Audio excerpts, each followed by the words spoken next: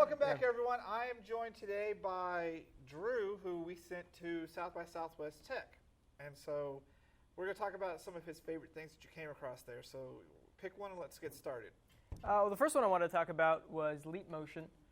They have they've been kind of working on their new device for a while. That's the one that's like the box where you can, like Minority Report, just kind of control. A little bit, yeah. So it's a little bitty box, little bitty device, and rather than touching your computer screen like a touch screen or using a mouse, it lets you just detects your fingers and lets you do whatever you need to here in the space in front of you.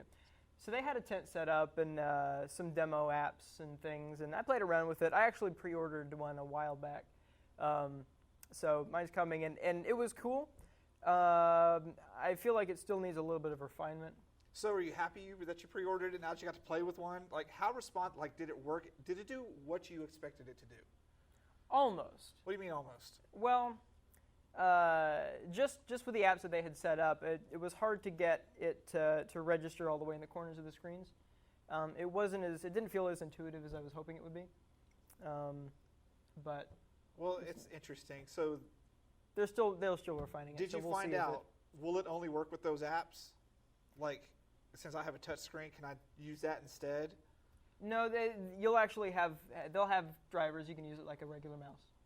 Nice to know. So what's next? Next, there was Das Keyboard there, which was pretty cool. I've seen Das Keyboard online, but they had Das Keyboard? So Das Keyboard is the very high quality keyboard. Some of the better ones can run upwards of $1,000, I think. But the main sort of feature, their flagship keyboard has no markings. It's buttons and nothing on it. Because if you're touch typing, you shouldn't need to look at the keyboard anyway. How many of us actually touch type? Everyone should be. No, I still have to. I kind of go back and forth when I'm doing it. Like, I kind of have a memorization thing, but I still look up and down. No. I would not be able to type worse than I type now if I don't have the letters there. You're doing it wrong. My disappointment was that they were using their demo machines that they had up were running Chrome, the Chrome OS instead of Windows, so I couldn't change it to Dvorak, so I couldn't actually, because I don't use QWERTY, because QWERTY is for losers. The Chrome OS? Yeah, there's a Chromebook, little Chrome. Oh, so Google it doesn't Chrome operate. thing. So basically Google Chrome is all you could use, like, if you're online? Yeah, it's a little operating system Google came out with, but yeah. I remember hearing about that years ago. Like, it was going to take on Windows, but it never came to be. Never came to be. It's not very widely adopted, and for obvious reasons. Because it doesn't work, obviously. So, do you think there's a reason why they use that instead of Windows with this keyboard? Just cheaper and easier. Just cheaper and easier. Yeah, but again, this was just the demo station. The keyboard itself works fine with Windows. What else? There was a little group, a little startup called LaunchKey, and they have a neat concept, logging into websites and things, basically with an app on your phone. So you go to the website on your computer, you hit the LaunchKey login, and then it has you, punch your little pin or your login on your phone on the app. I think they've got at least an iPhone and maybe an Android app. I don't quite understand that because I use LastPass, and it's in the browser. I don't know if I would like it if I had to go grab my phone to log into my email and then come back. Yeah, but how secure is LastPass, though? It's online. It's right. It's online. It's pretty secure. What happens if someone steals your phone? Oh, look, we can log into everything you have. No, but see, they don't have your PIN. You still have to plug in some extra information. It's like an awful lot of extra work to log into something. Especially when, I use Chrome, it remembers your passwords. Most internet browsers remember the passwords. I mean, it sounds like a good idea, but so did ISIS Wallet. What happens if your phone gets stolen? You can't call to report it stolen, so they're spending your money. I don't quite understand the idea of let's make another app for a phone that you have to log in first, then find the one you want to log into, push it, and then I could have logged in already. So how did it work? Did you get to play with it? I didn't get to play with it myself. They showed it kind of how it works online. It looked neat. Again, that was kind of my concern was the smoothness of it all, having to pull out the phone. So, like, what if your phone's dead? How are you gonna? Oh, I gotta check my email. My phone's dead. I can't log in. I mean, there's a million things that can go wrong with that, just like online. But would you rather have the safety of making your login on your phone, or would you rather trust like LastPass, which encrypts everything? Exactly. So we'll see. We'll see whether it takes off. I have a feeling it may not, though, because It just kind of frightens me. All right, what else do we have? Well, Krypton was there. They were just, I guess, hanging out and making friends. But Krypton is the publisher of a little piece of software called Vocaloid. If anyone knows who Hatsune Miku is, Hatsune Miku, excuse me. I don't know who that is. Who you're going to tell me. I'm going to have to educate him. She's so Hatsune Miku is basically a made-up cartoon character to represent Vocaloid. Is she on that paper? Yeah, we've got a picture. It's all folded up here, but it's hard to see. But so Vocaloid is a voice synthesizer software. People use it to make songs. Very popular in Japan. It's also popular in Adventure Time. Yes, yeah. That's how I know what Vocaloid is. Yeah, Vocaloid. No, you're thinking of. Never mind. Like he's like, I'm not even gonna bother. Not even gonna bother. But that was pretty cool. They were there, and it was exciting. So, have you ever used that stuff to?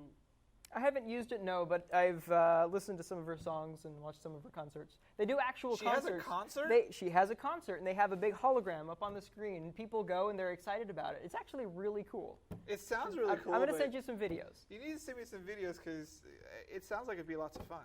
It's like a Japanese gorillas. So how big was the crowd for her as opposed to the crowd for Angry Cat? Sorry, Grumpy Cat. Because Grumpy Cat was there, and that was like the big draw of South by Southwest. Like there were lines to see Grumpy Cat. Oh no, I don't think there were any crowds there because it wasn't like an event. At least that I saw, they were just there in the main.